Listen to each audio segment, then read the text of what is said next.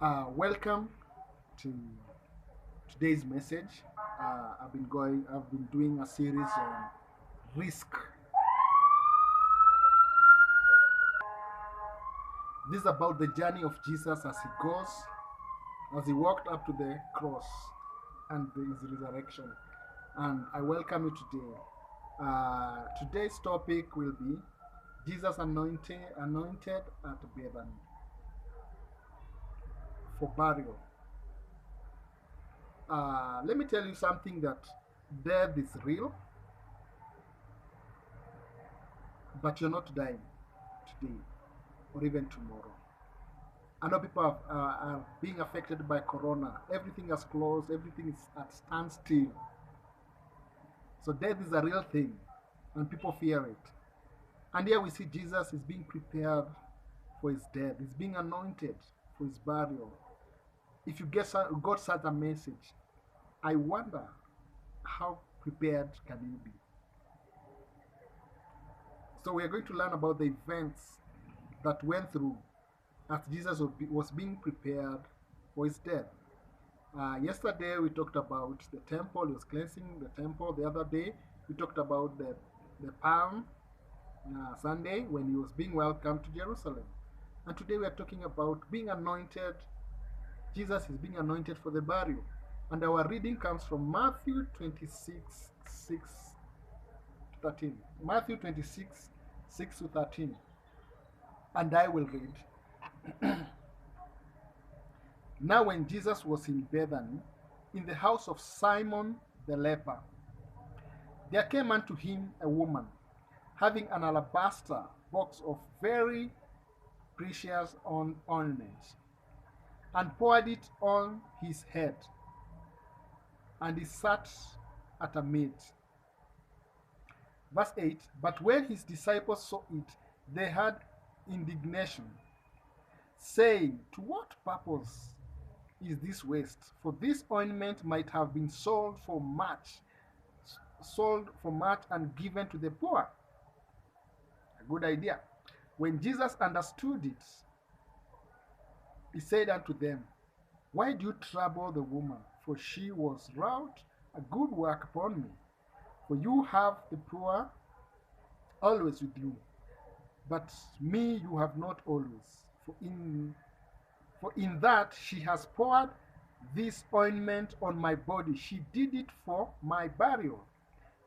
Verily I say unto you, soever this gospel shall be preached in the whole world, there shall also this woman has done be told for a memorial of her. The things that come out from this book.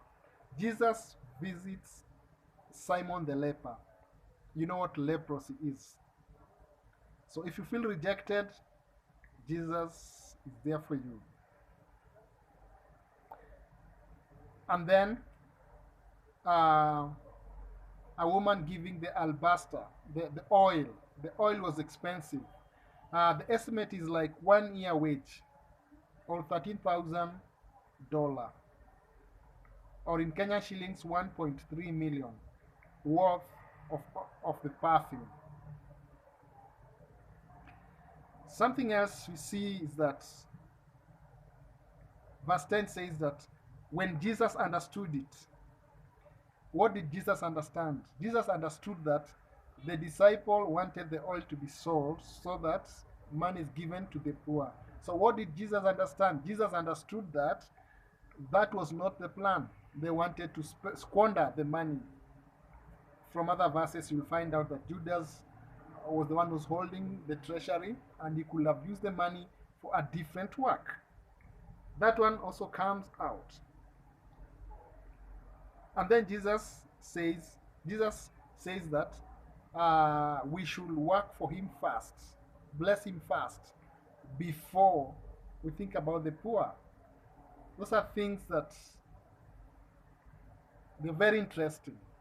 Actually, they're very interesting things that you give God first before even you think about the poor. The poor will always have them, but God, I don't know, the churches have been closed now. for those who believe that God is in the church.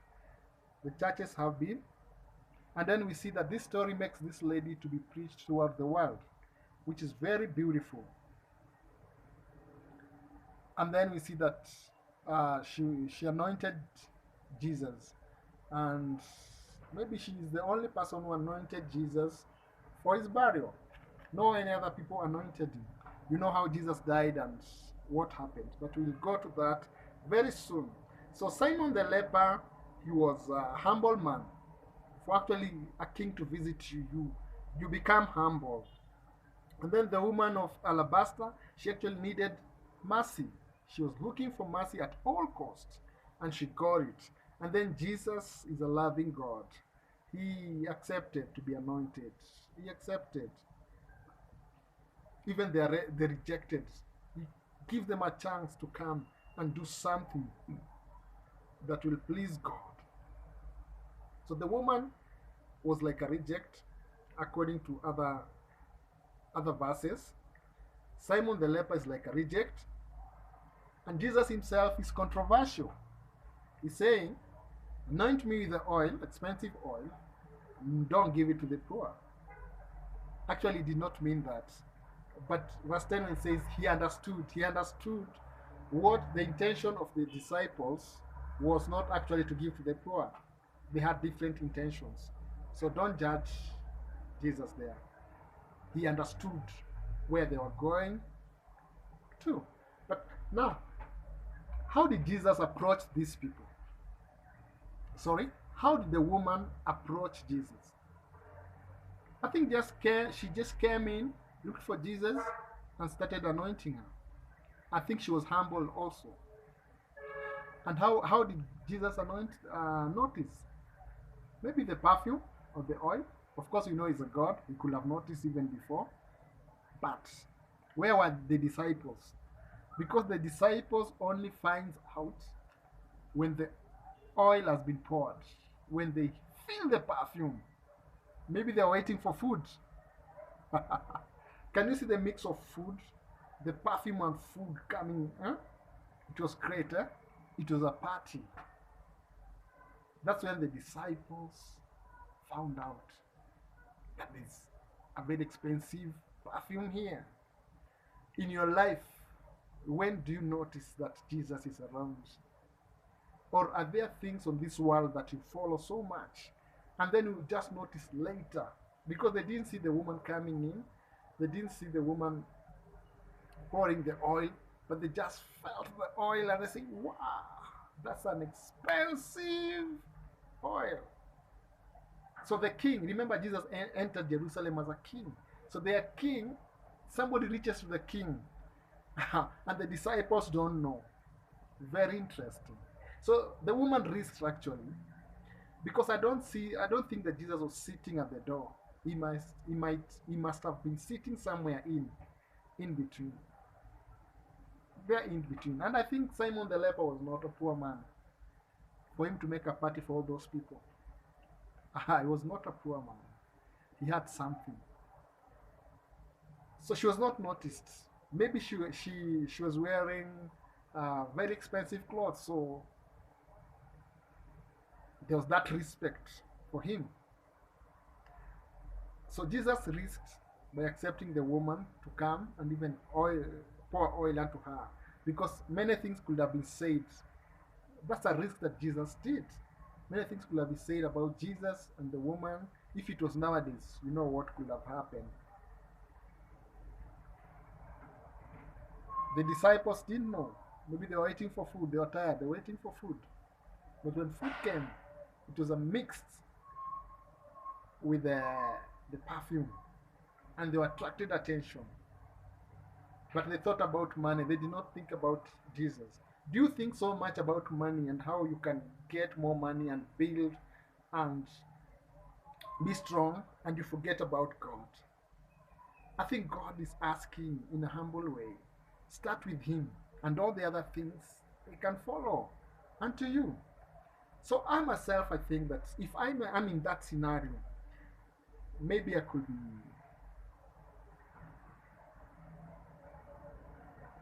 a guest. I don't know. the woman, Jesus, actually confused everybody because what they thought about him, it was different. If we learn from the Palm story, the disciples did not expect Jesus to be celebrated. And then we enter the temple, the last one that she talked about, Jesus celebrated. So the disciples, I think, they're even more confused. This woman coming to anoint Jesus, and Jesus did not tell them. It was not easy for them. So Jesus could be sitting in the middle, and this woman came all through to meet Jesus. She was grateful, full of gratitude that God accepted her offer to anoint her. Is there anything that you have offered to God in your life and you felt that you did not feel grateful? Or did you feel grateful by offering something to God? Think about it. Ask yourself, what does Jesus Christ mean to you right now? Even with these problems that we have, death is watching, sickness, lack of money, and no work. Is Jesus still everything to you? So who is Jesus in your life today? Ask yourself, does it mean something to you? Anything? Just ask yourself. Jesus, if Jesus visited you, will you reject him? Or will you treat him well? And if Jesus asked you, what can I do for you today? What will you tell him? Will you reject him? Will you blackmail him? He has to do all these things before you love him? Look at Jesus. He accepted the woman, he accepted the invitation to the leper. We have been called to help the weak, to accept them, to help them, to reach the love and the forgiveness of God. That's the biggest calling that we've been called to, not to judge people. If Jesus had judged the leper, if Jesus had judged the woman, he could not have been anointed.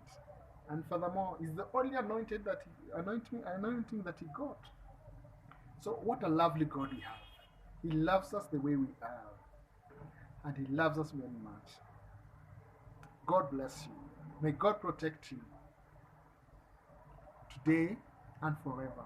May you always take God as everything to you, not just anything. Because for you, God loves you. He sent his son to die for you. Because you are everything to God, he had to send his son to die for you. And we are walking the journey how he was moving forward. And we are seeing now he's been anointed for death. He is dying for you and me. We need to accept his death for us to receive the glory that he has come. So he loves us. Love other people, no matter how small they look, no matter how rejected they are. Jesus is love. Let's continue loving. See you, and God bless you in Jesus' name. Amen.